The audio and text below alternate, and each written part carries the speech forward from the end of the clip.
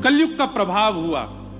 सिर पर जैसे ही मुकुट पहना, आकेट को वन में शिकार खेलने गए। वहां पर जीव तो एक भी मार नहीं पाए, लेकिन प्यास लगने पर एक आश्रम में पहुंचे। वहां पर समाधि में बैठे थे महात्मा। स्वभाव तो ये होना चाहिए था कि जब तक समाधि ना खुले तब तक प्रतीक्षा करूं, लेकिन जाके हल्ला करने लगे, मुझे प्यास लगी है बहुत जोर की, आप यहां समाधि में बैठे हो, अरे जल्दी मुझे जल पिलाइए।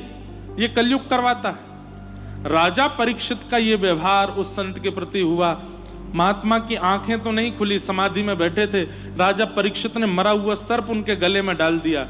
अरे ढोंगी पाखंडी, तेरे द्वार पर राजा खड़ा है और तू आंख बंद करके ध्यान लगा रहा है। चले गए वहां से।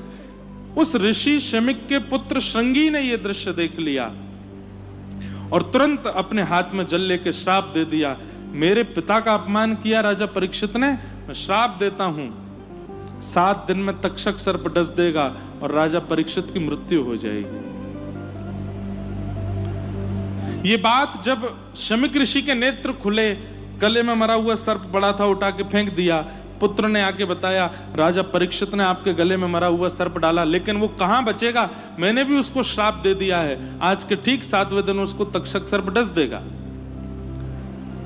शमिक ऋषि इस बात को सुन के खुश नहीं हुए। रोगी का उपचार करना चाहिए, रोगी को जान से नहीं मारना चाहिए।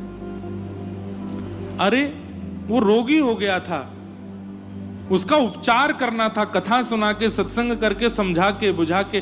तुमने तो सीधा उसको मृत्यु दंड दे दिया। ये गलत किया। अपने एक शिष्य से कहा, जाके राजा परीक्षित को बता दो, उसके पास केवल 7 दिन बचे हैं। ये बात जैसे ही राजा परीक्षित को पता चली, अपने पुत्र जन्मेजय को राज्य गद्दी पर बिठा करके राजा परीक्षित निकल गए और वन में जाकर के असंख्य संतों के चरणों में जाकर के पूछने लगे, जल्दी मरने वाले की मुक्ति का उपाय क्या है? मेरे जीवन के केवल 7 दिन बचे हैं, मुझे बताइए मैं क्या करूं जिससे मैं मुक्त हो जाऊं। अनेक अनेक साधुओं ने अनेक अनेक उत्तर दिए, लेकिन तभी वहां आगमन हुआ श्री सुखदेव जी महाराज का। हाथ जोड़ करके सब लोग प्रणाम करो। तत्रा भवद भगवान व्यास पुत्रो यदृच्छया कामटमानो नपेक्ष अलक्षलिंगो निजलावतुष्टो व्रतस्य वालैरवधूत भेष। श्री सुखदेव जी महाराज की। वेदव्यास जी ने भागवत की रचना करके अपने पुत्र सुखदेव को दी और उन्होंने वो परीक्षित को सुनाई। तो आज परीक्षित को जब 7 दिन में मरने का श्राप लगा, सुखदेव जी आए और इन्होंने जो प्रश्न किया था कि 7 दिन में मरने वाले की मुक्ति का उपाय क्या है, उसका कोई भी उत्तर नहीं दे पाया। लेकिन जैसे ही आकर के बैठे, इन्होंने चरणों में प्रणाम करते हुए कहा, हे भगवान, जिसके जीवन के केवल 7 दिन बचे हों उसको क्या करना चाहिए, मुक्ति का उपाय बताओ।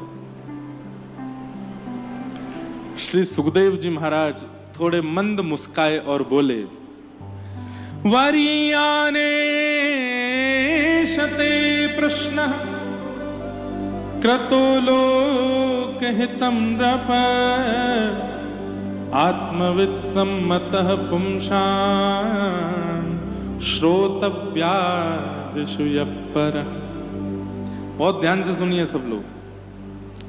सुखदेव जी महाराज कहते हैं, राजा परीक्षित, तुमने जो प्रश्न किया है ये समाज के लिए, संसार के लिए, प्राणी मात्र के लिए बहुत अच्छा प्रश्न है, बहुत उत्तम प्रश्न है कि जल्दी मरने वाली की मुक्ति का उपाय क्या है। लेकिन यदि ये प्रश्न केवल तुम्हारे लिए घटाया जाए तो ये उचित नहीं है। परीक्षित जी बोले, क्यों? मैं समाज में नहीं आता, मैं संसार में नहीं आता, ये प्रश्न मेरे लिए उचित क्यों नहीं है?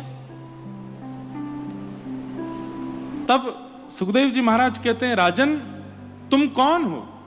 पांडवों के वंशधर हो, वो पांडव जिनकी पग पग पर रक्षा स्वयं भगवान ने आकर के की, तुम उनके वंशधर हो। दूसरी बात, तुम्हारी हत्या तो मातृगर्भ में ही हो जानी थी अश्वत्थामा के द्वारा, लेकिन भगवान ने तुम्हारी मां के गर्भ में प्रवेश करके तुम्हारी रक्षा की।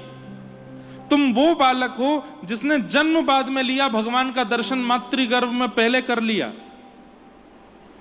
भगवान का किसी भी प्रकार से यदि संपर्क संबंध व्यक्ति के जीवन में बन जाता है, उसको मुक्ति की याचना करनी नहीं पड़ती, उसको मुक्ति मिल जाती है। इसलिए यह प्रश्न तुम्हारे लिए उचित नहीं है कि मुक्ति के लिए तुम क्या करोगे, तुम्हारी मुक्ति तो हो जाएगी।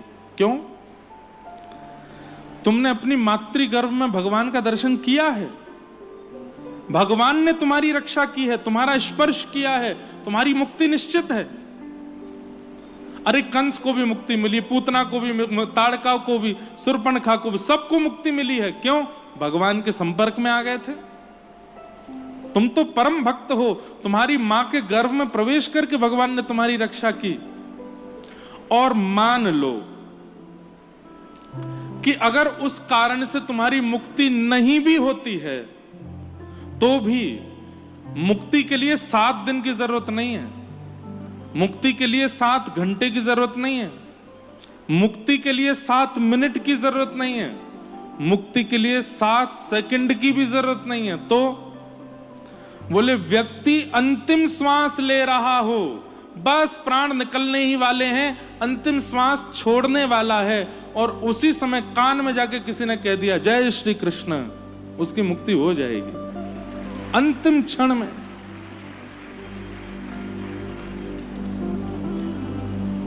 योगिनां नृपनिर्णीतं हरेर्नामानुकीर्तनम्।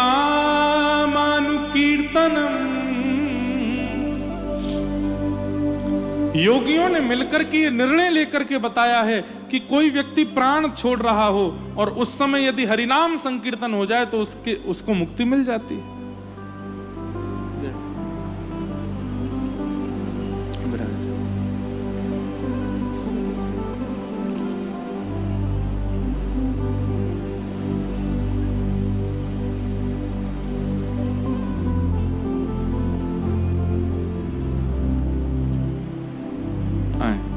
जय महाराज, प्रणाम।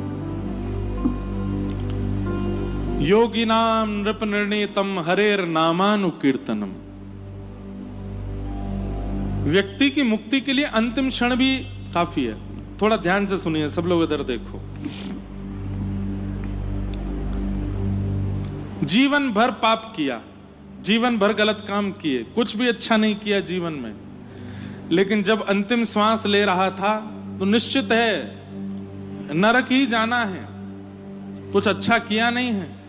लेकिन उस समय गलती से किसी ने अगर मुख से भगवान नाम ले लिया और उसने सुन लिया मरते समय, तो कहते हैं कि सारे जीवन के रिकॉर्ड्स जो हैं वो डिलीट हो जाते हैं, इरेज हो गए। चित्र के तो ढूंढते रह जाएंगे, अरे तैने किया तो बहुत कुछ गलत था, गया कहां सब? बोले अंतिम श्वास लेते समय हरि नाम सुन लिया था बस। अब ये सुनने में कितना इजी है कि कोई व्यक्ति जीवन भर कुछ भी करे, अंतिम श्वास में हरि नाम ले ले, बस इजी तो है मृत्यु। पर संसार की कैसी विडंबना है। पहली बात, अंतिम क्षण कब आ जाए ये पता नहीं है। और दूसरी बात, अगर कोई व्यक्ति प्रिपरेशन कर भी ले कि भाई जब मेरा अंतिम समय आए तो बस हरि नाम आ जाए, हरि नाम आ जाए, हरि नाम आ जाए, जब उसका अंतिम क्षण आने वाला होगा उसको सब याद आ जाएगा, लेकिन उसको भगवान नाम ही याद नहीं आएगा। हमारे यहां कहते हैं कि जब व्यक्ति की मृत्यु होने वाली होती है, मरने से 1 मिनट पहले उसका पूरा फ्लैशबैक चलता है पूरी लाइफ का। मरने से ठीक 1 मिनट पहले व्यक्ति का फ्लैशबैक चलता है। कौन से व्यक्ति का?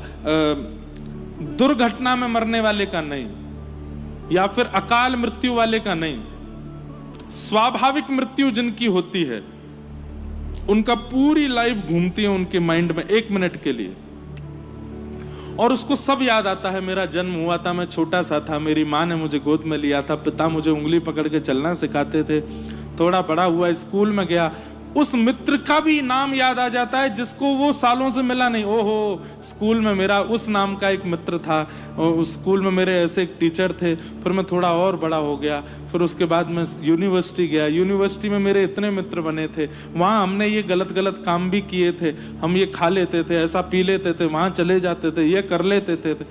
उसके बाद मेरे जीवन में एक कन्या आई, मैंने उससे विवाह कर लिया। विवाह के बाद हमारी बड़ी लड़ाई हुई, फिर हमारा एक पुत्र हुआ प्यारा सा, फिर एक पुत्री हुई, वे दोनों बड़े हुए, उन दोनों का विवाह हुआ।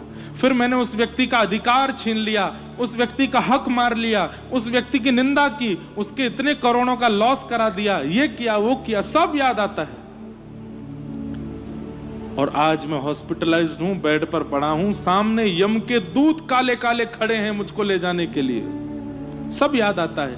लेकिन उसको उस फ्लैशबैक में यह याद नहीं आता कि वो हरिद्वार भी गया था, कभी वहां गंगा स्नान किया था, वो वृंदावन जाकर के गोवर्धन परिक्रमा करके आया था, वो पंढरपुर वारी में गया था, उसने अहिल्या नगर में एक बार कथा सुनी थी, उसने पुणे में एक बार गणपति जी का ये भोग किया था।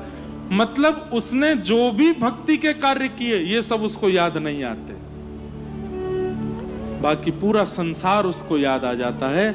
और बस ये सोचते सोचते सोचते कंठे गुर गुरायते, गुर गुर उसके कंठ से आवाज आने लगती है और उसके प्राण चले जाते हैं।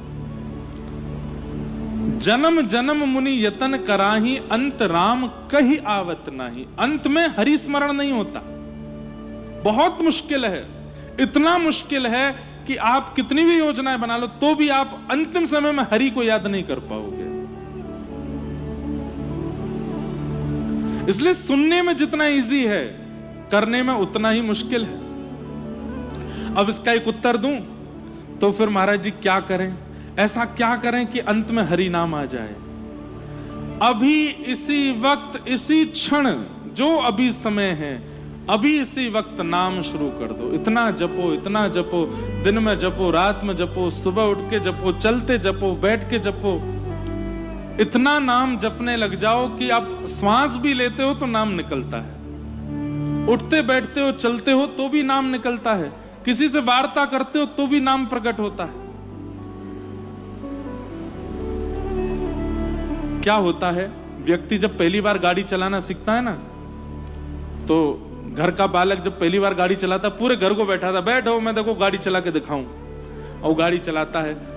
पीछे से बहन बोलती है, ए सुन थोड़ा आइसक्रीम, देख बोल नहीं, अभी मैं गाड़ी चला रहा हूं, बीच में बोलो मत, मेरे को डिस्ट्रैक्शन हो जाएगा, अभी मैं रेड लाइट क्रॉस कर दूंगा, किसी को ठुक जाएगी। पिताजी कहते हैं, अरे बेटा तू तो बोल, पिताजी अभी कुछ कहो मत, जब तक घर लौट के वापस नहीं आ जाए मुझे चुपचाप गाड़ी चलाने दो, नहीं तो मेरा माइंड डिस्ट्रैक्ट हो जाएगा। पहली बार चलाने वाला ऐसे चलाता है, लेकिन चलाते चलाते जब 5 साल हो जाते हैं, 10 साल हो जाते हैं,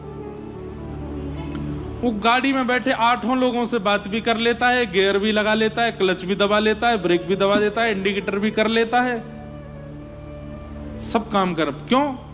इतनी प्रैक्टिस हो जाती है कि अब वो एक साथ 10 काम कर लेता है। ठीक वैसे ही नाम जब आप प्रारंभ में करेंगे तो बहुत डिस्ट्रैक्शन आएगा। नाम करने बैठेंगे तो कुछ उल्टा सीधा दिखने लगेगा, नाम करने बैठेंगे तो कुछ कहीं मन जाएगा, कभी कहीं जाएगा, कुछ होगा, पर आप फिर भी छोड़ो मत, करते रहो, करते रहो, करते रहो, करते रहो, करते रहो। फिर स्थिति क्या बनेगी?